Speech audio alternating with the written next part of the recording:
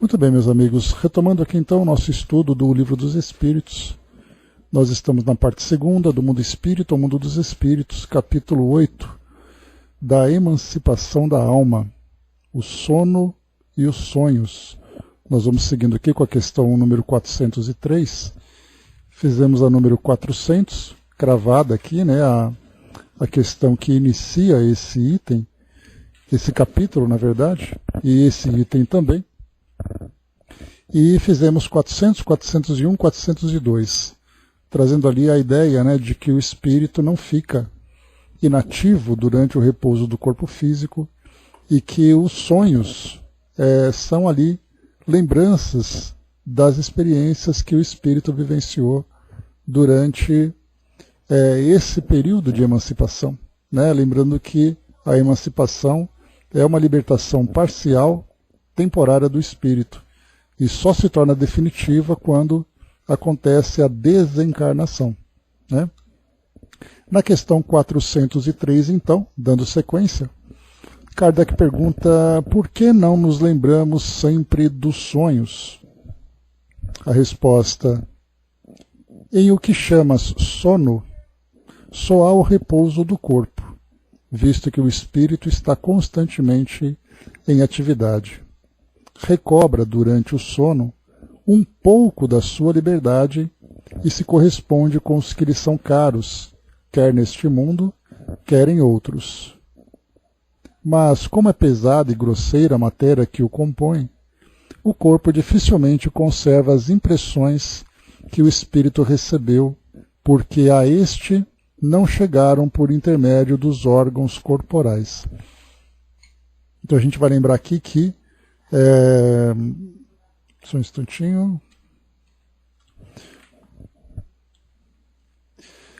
Lembrando aqui então que quando nós falamos sobre a lembrança, é algo inclusive, né, que hoje nós temos dois enigmas bem interessantes.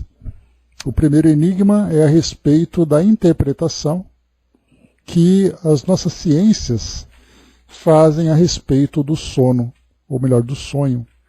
Então, por exemplo, nós temos aqui um artigo que a gente vai fazer uma leitura breve. Vou ler só um trecho dele, só para a gente poder saber, né, o que exatamente se tem falado a respeito dos sonhos a partir das neurociências, né? Então, é sempre ali aquela ideia de que o nosso cérebro está processando as informações, está reorganizando ideias, pensamentos, emoções, tudo isso dentro do âmbito do nosso órgão, o cérebro. Mas quando nós saímos do cérebro e vamos para a mente, aí então, quando nós falamos sobre o espírito e a sua independência da matéria, aí é exatamente o que os espíritos colocam. As imagens são processadas na mente do espírito e o fato dele vivenciar essas experiências desligado, desvinculado temporariamente do corpo físico, o nosso cérebro não é capaz de registrar essas informações.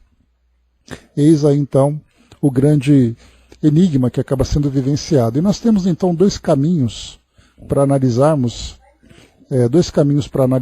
aquilo que é vivenciado a respeito dos sonhos, né? Primeiro, a partir das neurociências, quando nós falamos sobre o funcionamento do órgão cérebro.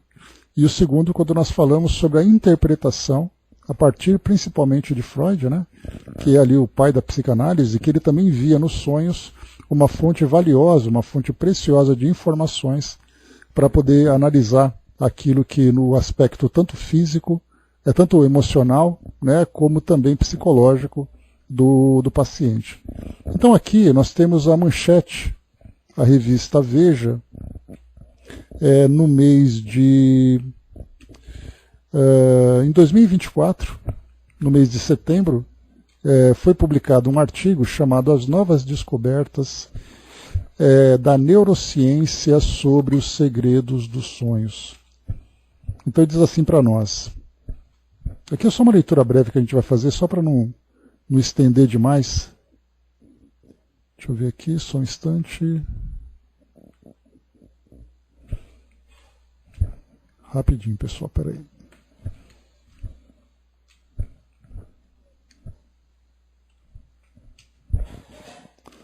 Então diz assim para nós, vamos lá. Bom dia, abraço.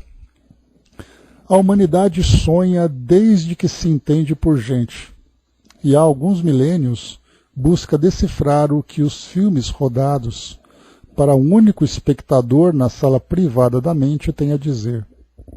Essas narrativas, muitas delas sem pé nem cabeça, seduziram, atormentaram e instruíram homens e mulheres das mais antigas civilizações, marcando presença nos textos fundadores da nossa cultura, como a epopeia de Gilgamesh, a Bíblia e a Odisseia, até os dias de hoje, em que, com o apoio de sensores e máquinas inteligentes, é possível mapear o que ocorre no cérebro quando nos entregamos ao sonho.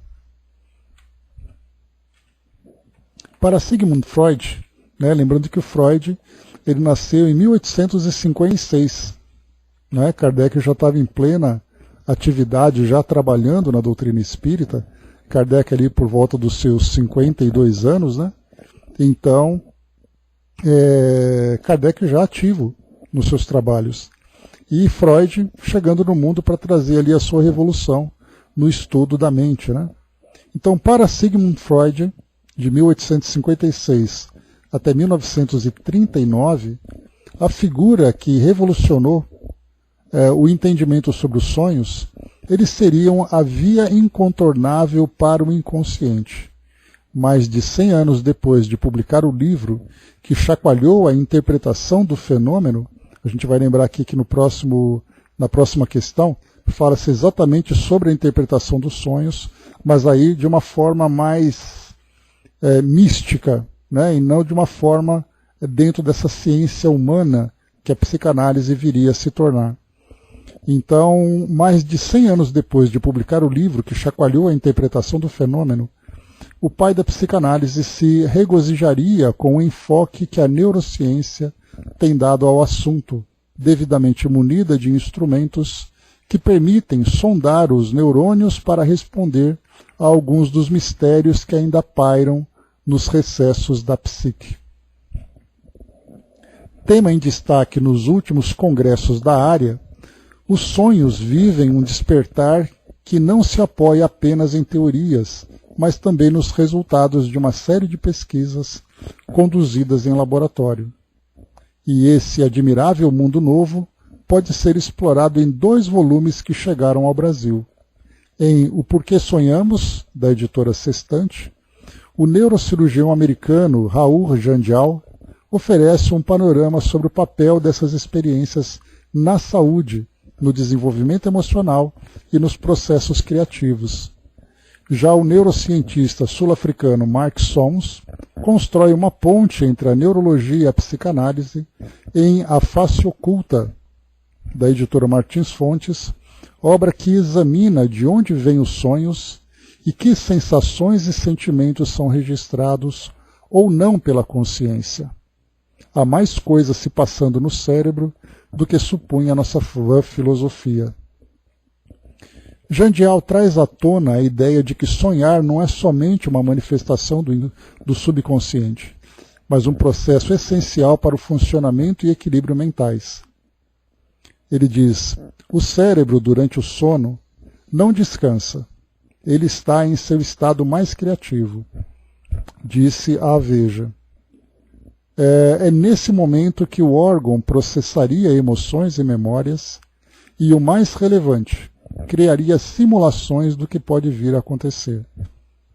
Quando sonhamos, estamos ensaiando múltiplas versões de nós mesmos diante de cenários desafiadores, afirma Jandial. Esses testes, por mais estranhos que pareçam, nos preparam, assim, para situações futuras e hipotéticas. São os oráculos da noite, para utilizar a expressão do neurocientista brasileiro Siddhartha Ribeiro. O autor de Por que Sonhamos bate na tecla de que os sonhos operam uma espécie de treinamento emocional, ajudando a cultivar a resiliência diante dos percalços da vida. Eles permitem ensaiar respostas para quando formos confrontados com dilemas, perdas e medos profundos. Fora isso, realmente exercem um poder criativo.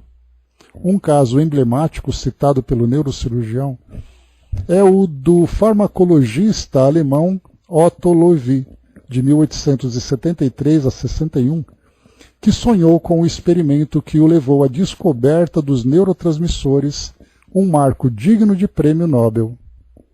Os sonhos libertam o cérebro das restrições lógicas que temos durante o estado de vigília. Diz Jean Dial, isso nos permite conectar ideias aparentemente desconexas e cria soluções inovadoras. Eis, aliás, um dos trunfos da evolução, da inteligência, da capacidade de adaptação humana e um motor para a arte e a ciência. Depois aqui o artigo vai continuar trazendo aqui outras informações a respeito, por exemplo, dos pesadelos, o padrão dos sonhos, né? Então ele vai trazer aqui outras informações que valem a pena ser lidos, mas depois a gente coloca lá no nosso grupo para vocês lerem com mais calma, para a gente não se prender totalmente aqui nesse artigo. Mas ele é um artigo atual, né? Foi em setembro do ano passado, e traz para nós aqui informações bastante consistentes, né? Então, meus amigos, aqui nesse artigo, nós vemos aqui mais uma das tantas situações que envolvem os mistérios da mente, os mistérios do espírito, que a ciência ainda não conseguiu alcançar. Assim como a morte, por exemplo, para a medicina, independentemente das crenças que cada indivíduo cultive, cada indivíduo cultue, né? Então ele tem ali a ideia da vida no mundo espiritual, ele tem a ideia sobre a continuidade, ele tem uma ideia sobre a relação com as divindades, etc. A ciência ela fica limitada dentro do seu campo de ação. Mais uma vez, a gente bate nessa tecla, reforça isso, que a ciência ela não é uma opositora daquilo que as religiões oferecem. A ciência apenas pode trabalhar com aquilo que para ela é palpável, aquilo que para ela pode ser analisado. Então a ciência não trabalha com fé, a ciência não trabalha com crença, ela trabalha com fatos. Então enquanto os fatos não podem ser comprovados no campo do espírito, a ciência ela fica distante.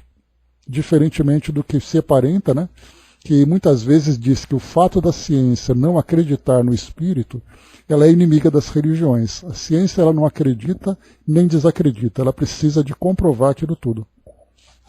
Então, portanto, né, nós temos ali cientistas que são religiosos, mas a ciência não pode se envolver com religião, exatamente porque nós não temos ainda, né, fundamentos para que ela possa trabalhar. Nesse caso, então, a gente vai perceber que, falando da morte, falando dos sonhos, e falando até mesmo, né, do próprio desenvolvimento do indivíduo no campo da inteligência, da criatividade, nós vamos ver ali que, assim como nós estudamos, né, falando sobre aquela situação em que Einstein, após a sua morte, o seu cérebro foi fatiado, foi analisado e tudo mais, ali mostra que as pessoas, então, né, os cientistas procuraram no cérebro a fonte da criatividade e da inteligência, e não no espírito, embora o cérebro favoreça a manifestação da inteligência, mas a ciência busca no órgão aquilo que o espírito traz como atributo pessoal. A mesma coisa então nós temos inteligência, sonho, morte e tantos outros temas que as nossas ciências ficam ainda limitadas no seu campo de pesquisa do mundo material. Hipóteses para se chegar aos fatos. A gente lembra, Angelina, que as hipóteses são tentativas que são apresentadas para que você possa seguir uma linha de raciocínio. As hipóteses fazem parte do método científico. Então a gente lembra que o método científico você observa um fenômeno, apresenta um problema, traz uma hipótese do que pode ser isso, a partir dessa hipótese você elabora um experimento, a partir do experimento você junta as suas conclusões, né, você junta ali os resultados e depois você apresenta a sua conclusão. Então as hipóteses, É uma proposta que você apresenta sobre um determinado evento, sobre uma determinada situação. Então a gente vai lembrar sempre que a ciência, ela costuma trabalhar em 3 caminhos, né? Primeiro ela tem um caminho dos indícios, que é ali a primeira ideia que você tem, as primeiras suspeitas que você vai tendo. Dos indícios você passa para as evidências, que são informações mais consistentes. E a partir das evidências você chega nas provas. E as provas devem ser incontestáveis. Né? Então a ciência ela depende disso. O método científico ele foi apresentado para trazer para nós a segurança da ciência, para que ela não se tornasse um campo de crenças, mas que ela se tornasse ali um patrimônio da humanidade para desenvolver o nosso raciocínio e o entendimento de tudo aquilo que diz respeito ao nosso mundo físico. Agora, vai chegar um momento em que nós vamos chegar no mundo espiritual, mas até aí nós precisaremos fazer com que a ciência evolua além do seu campo de ação físico, mas ela passe então para o campo de ação do mundo espiritual. Tá? Então o que nós temos aqui nessa primeira questão? Então por que nós não nos lembramos? A gente chegou a falar sobre isso no nosso na primeira questão desse capítulo. Então nós temos ali que os sonhos eles podem ser lembranças das experiências vivenciadas durante o dia, o trabalho da memória. Segundo Freud, nós temos depois o segundo ponto, que são exatamente ali os conflitos que se manifestam através dos sonhos, e o terceiro que o Espiritismo apresenta, que é exatamente ali as recordações, ainda que fragmentárias, a respeito das experiências vividas pelo espírito durante o seu período de emancipação. Né? Então aqui nós temos, esses 2 primeiros estão sendo estudados, tanto pela neurociência como pela psicanálise. Já o terceiro não.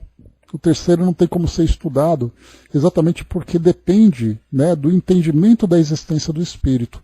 E nós chegamos a comentar numa outra oportunidade que não se pode estudar nada relacionado com o espírito sem antes compreender a existência do espírito. Então não dá para a gente falar, por exemplo, sobre mediunidade, não dá para se falar sobre vida após a morte, não dá para falar sobre reencarnação, sem antes você ter certeza que o espírito existe. Porque tudo isso depende do espírito. Né? Então a gente já chegou a falar sobre isso também, que muitas vezes saem alguns artigos escritos por espíritas ou por espiritualistas, né? Lembrando que o espiritualista é aquele que tem a crença no espírito, mas dentro de uma filosofia própria. Todas as religiões são espiritualistas, mas nem todas as religiões são espíritas, no sentido de estudar as experiências do espírito através de todos os elementos que a doutrina espírita estuda, comunicação, etc. e tal. Então, nós temos esses artigos publicados em que muitas pessoas dizem assim: a ciência prova a existência do espírito. Comprovação definitiva sobre a existência do espírito. A mediunidade comprovada pela ciência. Tudo isso simplesmente eles são opiniões pessoais. Isso não é comprovação científica, porque nada relacionado com o espírito pode ser provado sem antes ter a prova da existência do espírito. Somente assim. Então é necessário que a gente tenha, né, esse cuidado na análise de cada um desses fatos, que são dessas notícias que são publicadas. Né? O Braz colocou, né, TCI no futuro vai fazer uma modificação aí, né? Pois é, Braz, não somente a TCI, mas a própria mediunidade, quando ela começar a ser estudada, e ela vem sendo estudada, né? Lembrando que, quando nós conversamos, né, com o Dr. Alexander Moreira Almeida, na ocasião em que ele foi ali, né, laureado com o seu doutorado, ele comentava, né, ele falava sobre o trabalho dele, que era a sua tese apresentada para o doutorado, que ele analisava sobre o estado psicológico dos médiuns. Percebam que ele não estudava a mediunidade, ele estudava o paciente, ele estudava o médium, para saber se o médium, aquele que se declarava como médium, aquele que se declarava como intermediário entre mundo físico e mundo espiritual, se ele tinha algum transtorno mental. Percebam que não é mediunidade, a mediunidade não pode ser estudada se o espírito não foi estudado antes.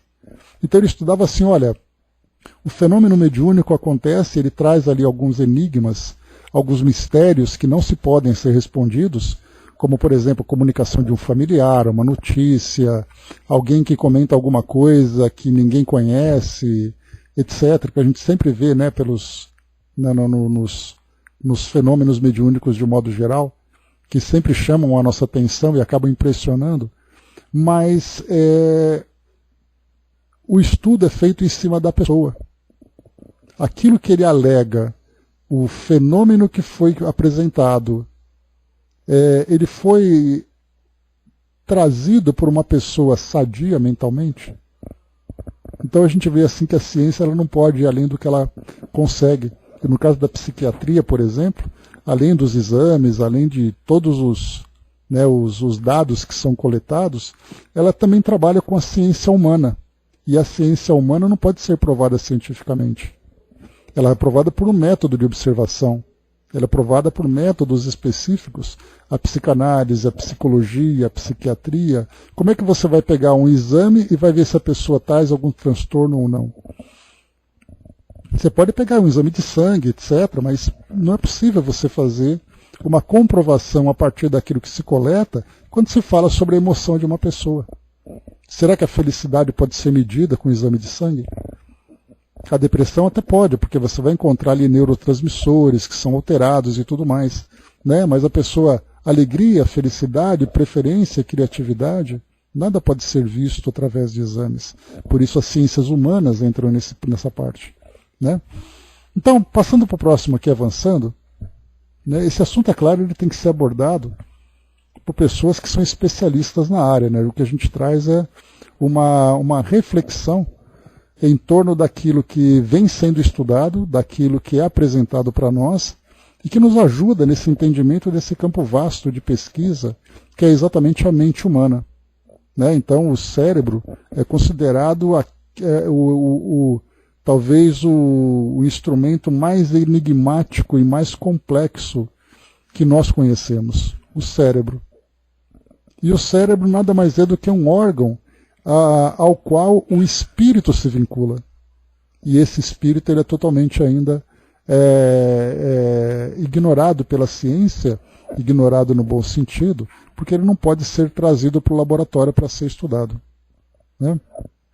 Estou colocando, você sabe que tivemos no passado uma reunião para saber se eu interferi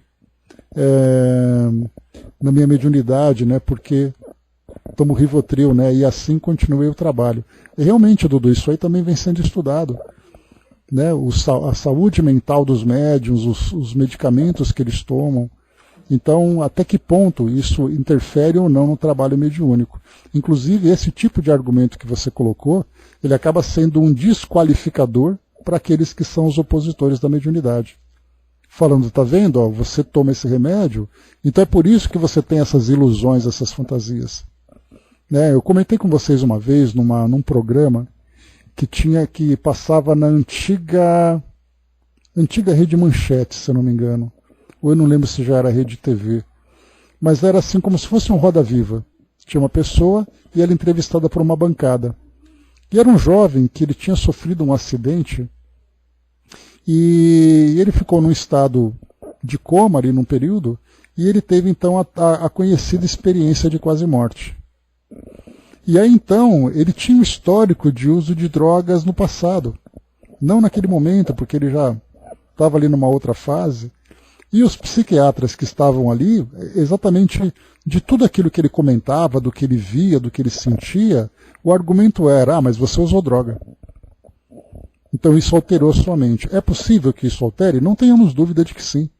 Os medicamentos, né, tanto que os medicamentos eles são tomados exatamente para que eles provoquem as alterações que possam fazer com que o paciente volte ao seu estado natural, ao seu estado de saúde natural.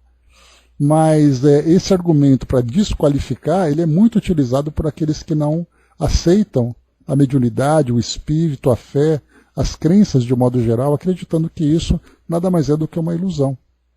Então por isso existe ainda esse debate esse conflito que existe entre acreditar e não acreditar, aquilo que pode ser provado e aquilo que não pode. Com o passar do tempo, e a doutrina espírita tem esse papel fundamental de se tornar exatamente esse elo que vai conectar a fé com a ciência, fazendo com que não somente a fé raciocinada, porque a fé raciocinada, que é um dos grandes argumentos que nós utilizamos dentro da doutrina, ela não prova nada, ela apenas faz com que você raciocine melhor, para que você use a sua lógica, a sua inteligência, para alcançar um entendimento.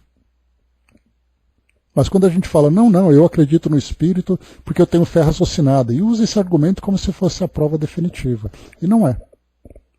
A gente apenas analisa isso além da nossa fé, além das nossas paixões, além das nossas,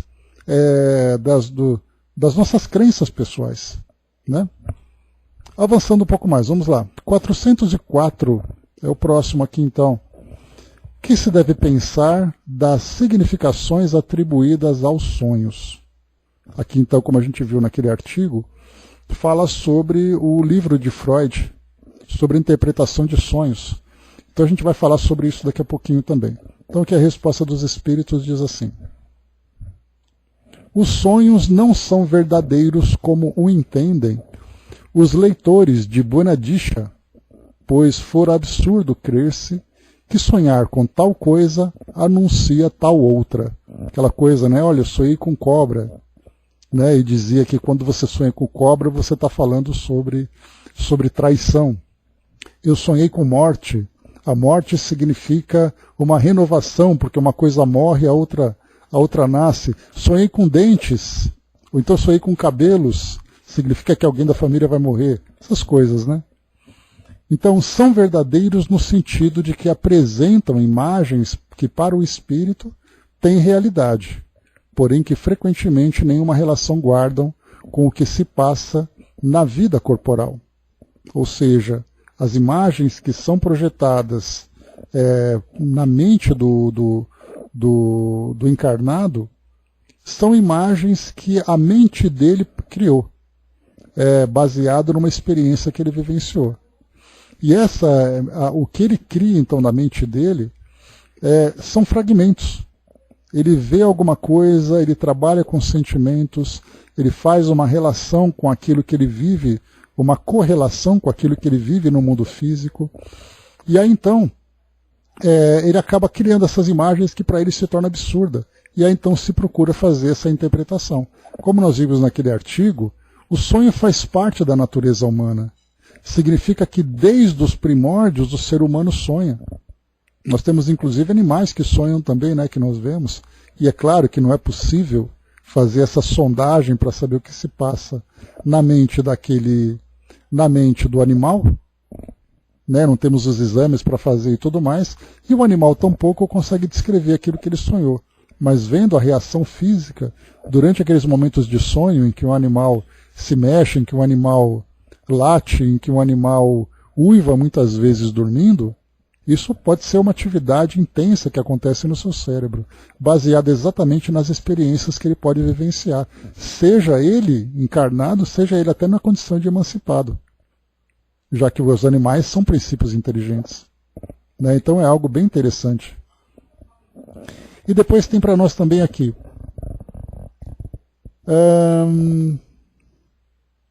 são também, como atrás dissemos, um pressentimento do futuro, permitido por Deus, ou a visão do que no momento ocorre em outro lugar a que a alma se transporta. Não se contam por muitos os casos de pessoas que em sonhos aparecem a seus parentes e amigos a fim de avisá-los do que a elas está acontecendo?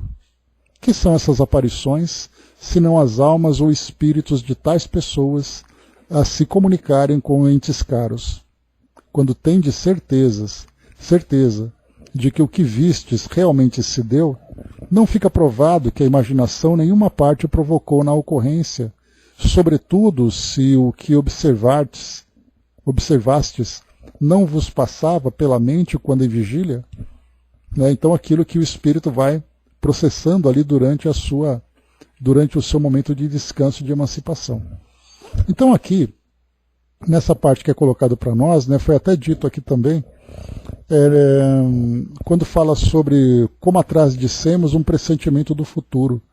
E aí nós vamos ter, né, aqueles tantos relatos que são trazidos para nós de pessoas que trazem sonhos premonitórios.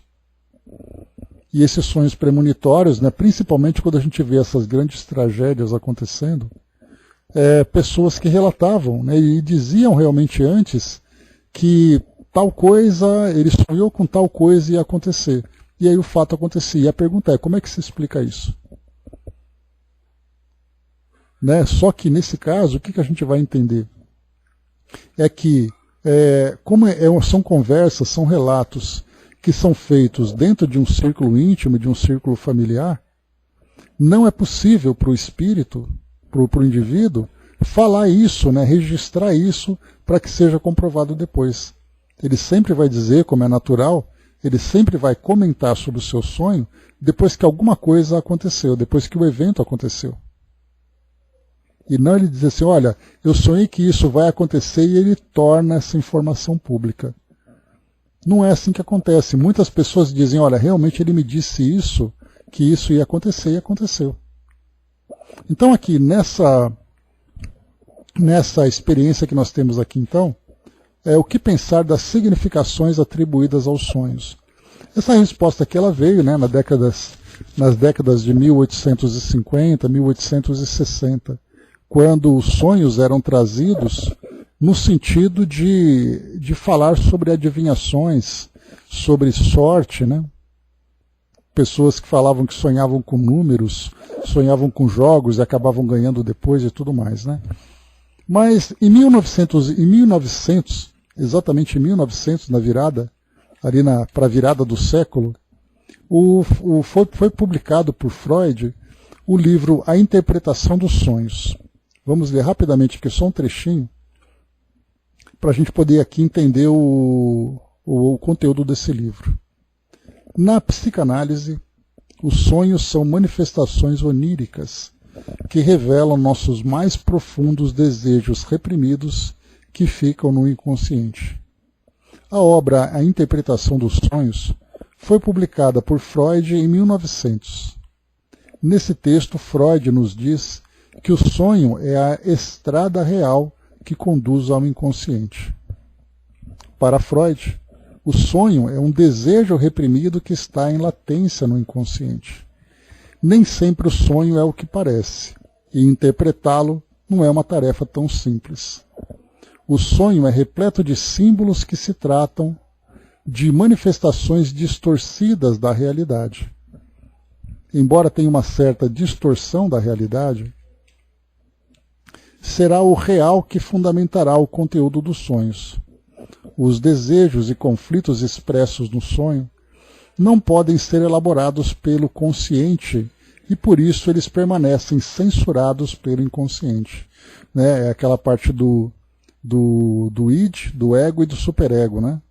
Então nós temos ali essas 3 camadas da nossa mente, que temos aquelas que se manifestam, aquelas que desejam se manifestar e aquelas que são os nossos juízes, né? Aquelas que reprimem as manifestações.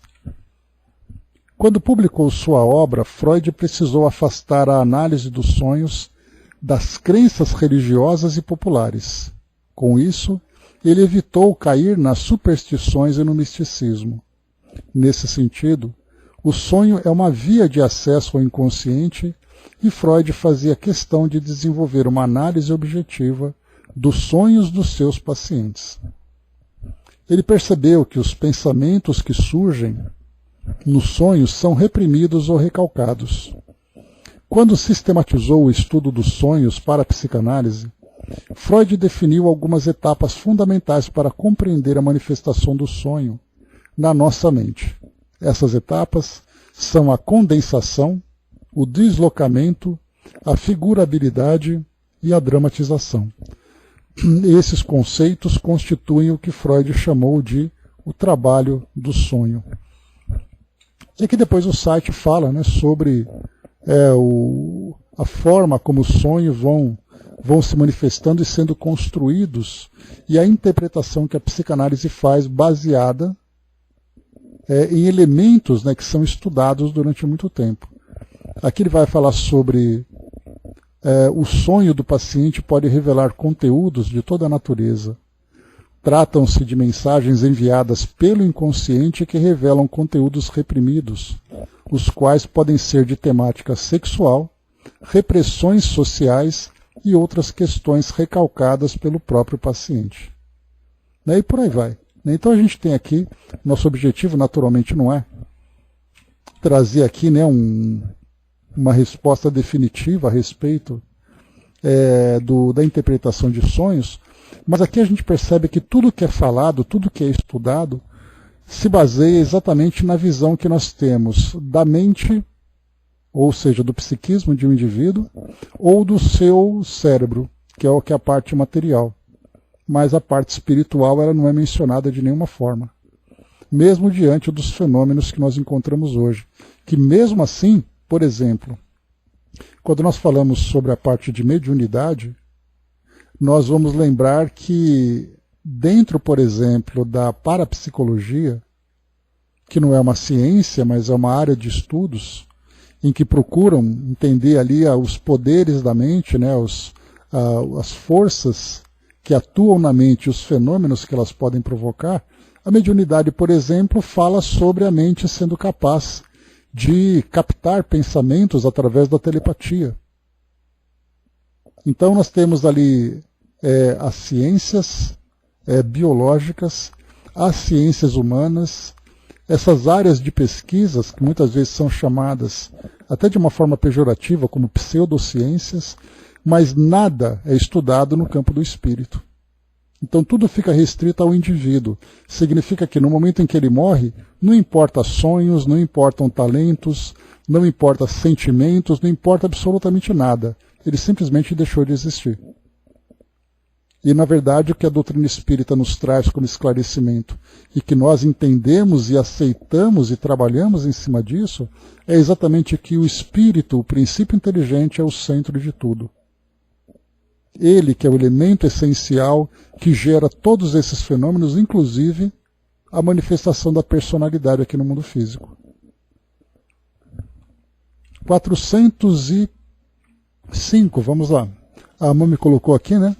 O problema é que mesmo que um cientista presencie uma materialização, é um testemunho que pode ter como argumentação uma alucinação, por exemplo, e no máximo ser uma colocação individual. Assim, né, os espíritos, os cientistas, mais uma vez, eles vão procurar respostas lógicas, respostas racionais dentro daquilo que a ciência consegue abarcar. Ele não pode sair desse campo, ele é um cientista.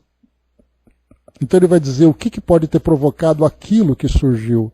No caso de uma materialização, por exemplo. Mais uma vez, você não pode estudar a materialização se você não compreende a existência do espírito. É exatamente aquilo que nós conversamos. O sonho, que é a emancipação da alma, a continuidade da vida, que é a morte do corpo físico, a mediunidade, que é a comunicação, a reencarnação, que é trazer lembranças do passado, a materialização de um ser desencarnado. Nada disso pode ser falado cientificamente se o espírito, que é o princípio de tudo, não for admitido, ele não foi aceito como algo real, algo concreto e não apenas um objeto de fé. Não adianta a gente querer, por mais que nós tenhamos, né, dentro do que nós estudamos na doutrina, querendo chacoalhar as pessoas, dizendo, olha, você precisa acreditar porque isso é verdade. Não tem como. Você acredita no espírito? Não. Então nada disso importa. Kardec, inclusive, ele fala sobre isso lá nos primeiros capítulos do Livro dos Médiuns. Ele fala assim, quando você vai discutir com alguém a respeito da mediunidade, a primeira coisa que você tem que perceber é se ela acredita no espírito. Se ela disser que não acredita, que ela tem uma visão materialista da vida, nada do que você disser pode mudar o pensamento dela e tão pouco vai se tornar ali algo palpável para se desenvolver alguma discussão. Você perguntar, você acredita no espírito? Não. Acabou a conversa, muda de assunto. Então, quer dizer, você percebe que tudo aquilo que nós falamos só vai ter sentido se o espírito for ali o ponto central da discussão. Vamos lá, questão 405. Acontece com frequência verem-se em sonho coisas que parecem um pressentimento, que afinal não se confirma. A que se deve atribuir isso? Então, o que é o pressentimento? Como o próprio nome diz, é um pré-sentimento. É aquilo que você sente antes que alguma coisa provoque em você. Então ele diz assim: pode suceder que tais pressentimentos venham a confirmar-se apenas para o espírito. Quer dizer que este viu aquilo que desejava, foi ao seu encontro. É preciso não esquecer que durante o sono, a alma está mais ou menos sob a influência da matéria, e porque, por conseguinte, nunca se liberta completamente de suas ideias terrenas,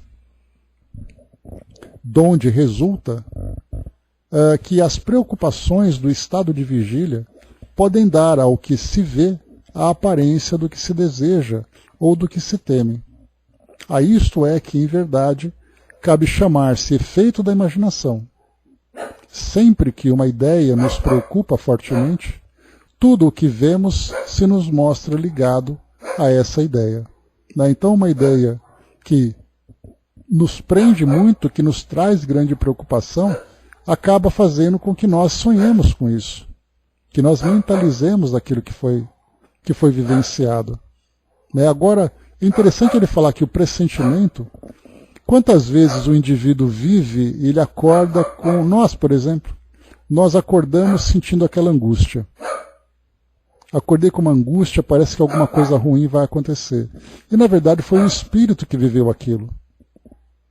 E aquela experiência pode ter sido para ele de tal forma intensa que fez com que ele acordasse, ainda trazendo, embora sem a lembrança, o sentimento, a impressão ficasse registrada. E ele não consegue explicar, porque ele acordou, ele dormiu bem, mas acordou diferente. O que será que aconteceu? Então, mais uma vez, aí vai encontrar o tempo em que a ciência vai se aproximar cada vez mais do espírito e poder trazer uma explicação. Então nós temos aí um campo enorme para ser explorado, que a ciência ainda não consegue alcançar. O Dudu colocou, né, a pineal pode interferir. A pineal deve interferir nos nossos sonos e sonhos, né? Bom, se a pineal é esse ponto de contato do espírito com o cérebro, com o mundo material, certamente ela tem a sua função, porque o espírito, quando ele se emancipa, ele mantém o seu vínculo com o seu cérebro. Não somente com o seu corpo, mas especialmente com o seu cérebro, que é o centro do seu raciocínio aqui no mundo físico. E aí, então, tudo aquilo que ele vivencia, essa conexão faz com que ele, então, traga essas impressões, que podem ser impressões bem superficiais ou podem ser impressões bastante claras. Quando o indivíduo tem aquela lembrança clara do que ele vivenciou.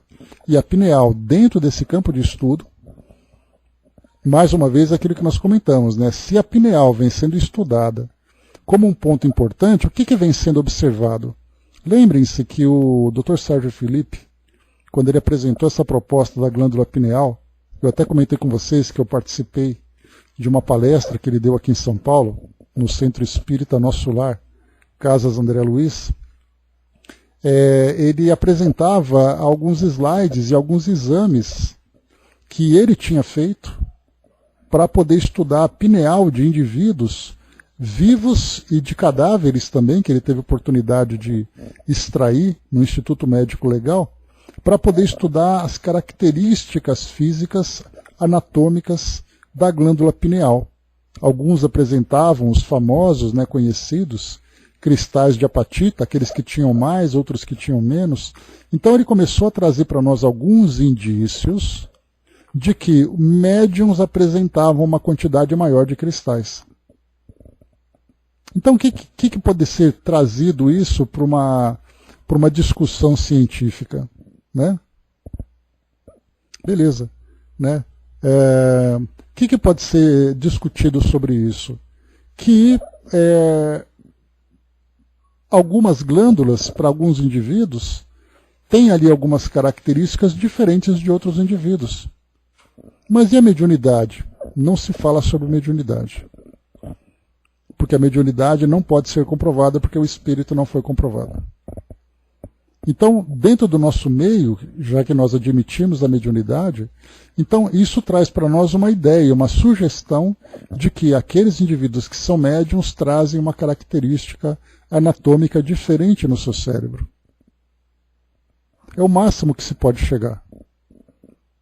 Mas dentro do meio científico, essa discussão não pode ser estendida por faltar exatamente esses elementos comprobatórios. Questão 406, vamos lá para a gente finalizar aqui o nosso trabalho de hoje. Quando em sonho vemos pessoas vivas, muito nossas conhecidas, a praticarem atos de que absolutamente não cogitam, não é isso puro efeito da imaginação? Bom, então aqui nós estudamos esse ponto, admitindo que o espírito é real e que a experiência de emancipação também é real.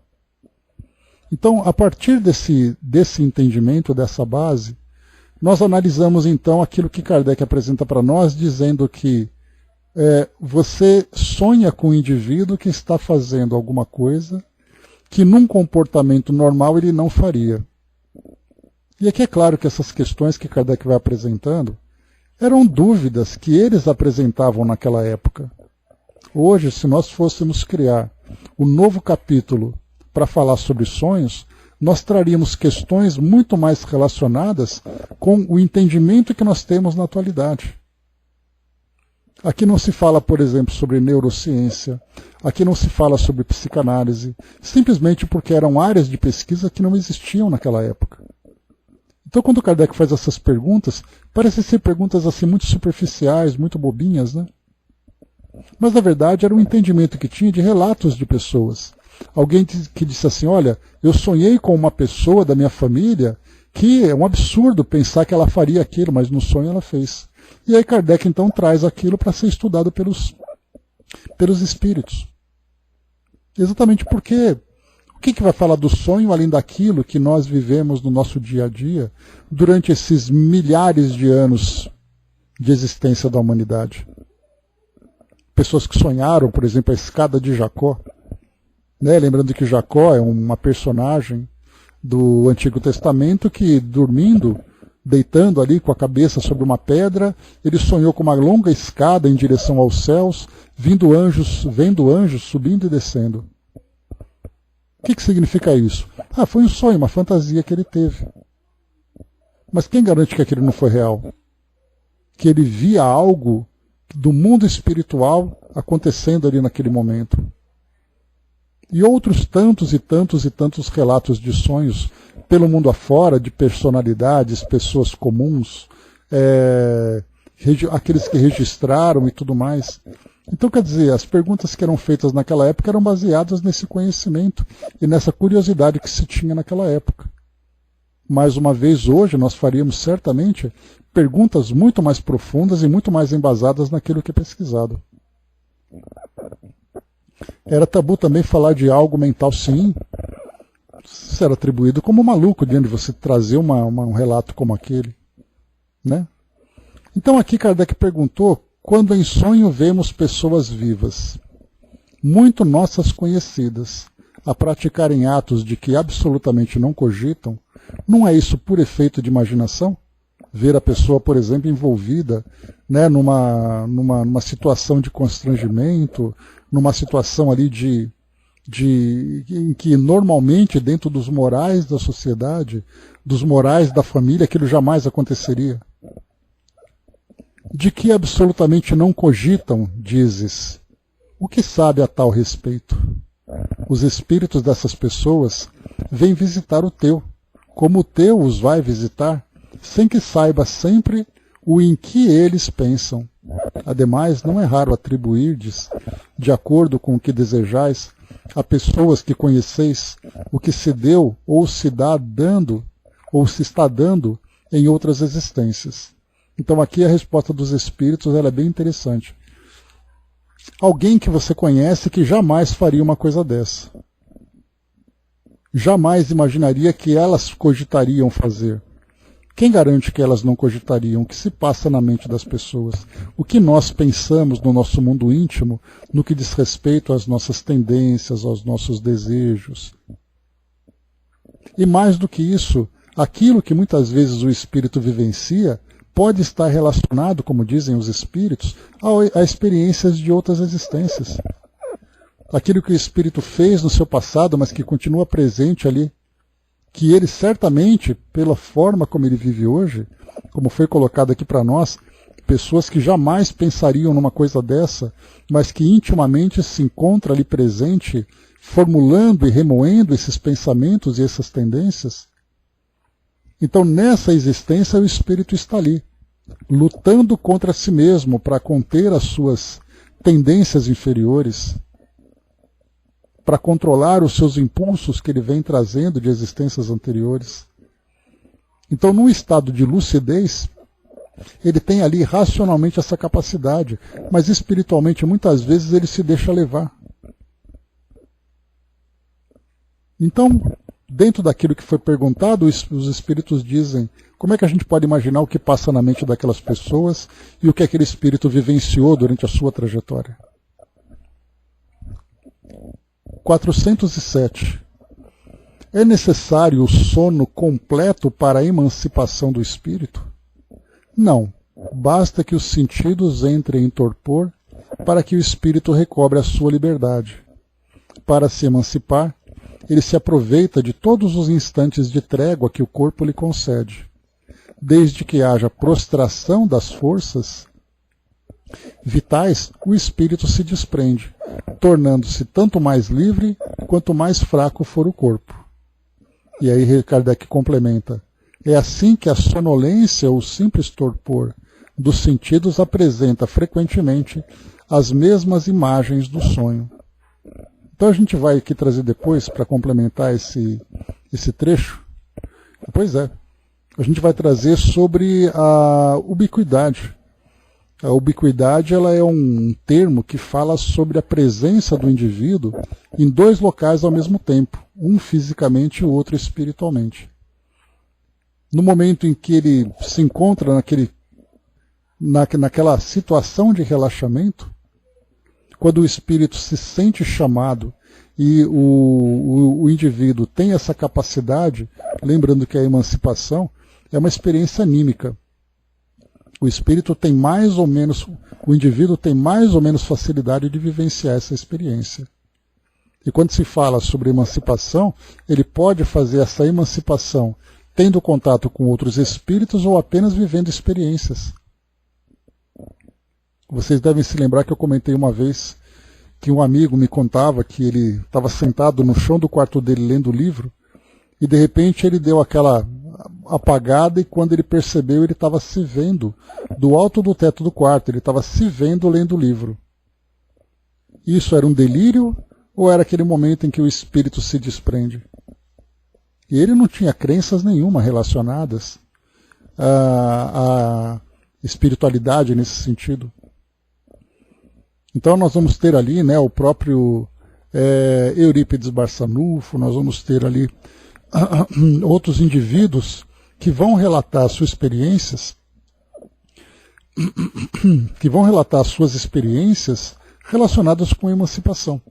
Então a gente vai trazer no nosso próximo encontro o trechinho que fala, né, sobre a ubiquidade, que são ali os relatos, né, que Kardec registrou para falar para nós sobre essa capacidade que o espírito tem, que não precisa estar dormindo, basta que ele encontre ali uma oportunidade para que a sua mente se projete e o espírito vai junto. Quer dizer, onde o espírito está, onde a sua mente está, o espírito acompanha. Então a gente vai tratar sobre isso, complementando essa questão que nós começamos agora. Então, meus amigos, é isso. Fechando por aqui. Mais uma vez, a gente faz aqui, né, faz fácil, Dudu. Né? Então tem pessoas que têm facilidade, tem outras que ficam chumbadas, né? Então, eu, por exemplo, não me lembro nada, né, se já vivi experiência de emancipação assim. Às vezes você dá uma relaxada, dá aquela pescada, será que foi? Se foi, será que você lembra alguma coisa? Porque tudo depende muito dessas facilidades que o espírito tem. todo mundo tem esse potencial, alguns têm maior ou menor facilidade para isso. Deixa eu ver aqui. Beleza, então depois aqui a gente vê. Lembra raras vezes, Marion? Pois é. Então, quer dizer, são situações. E esse tema, como eu comentei com vocês, ele é interessante de ser estudado, mas ele acaba sendo meio frustrante.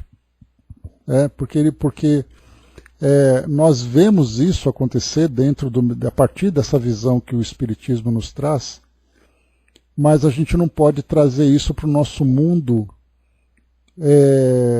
racional, no sentido de ver a nossa ciência trazendo isso. Então é como se a gente fizesse um estudo paralelo, em que a ciência não se intromete e a gente estuda apenas aquilo que nós recebemos de instruções. E nós temos essa vontade de dizer para os cientistas, aquele sonho que aquela pessoa está tendo pode ser isso também. Mas, enquanto isso não chega, a gente vai estudando, aguardando o momento em que essa conexão vai de fato se estabelecer. Então é isso, meus amigos. Encerrando por aqui o nosso trabalho de hoje, a gente deixa para o nosso próximo encontro a continuidade, então, desse nosso tema.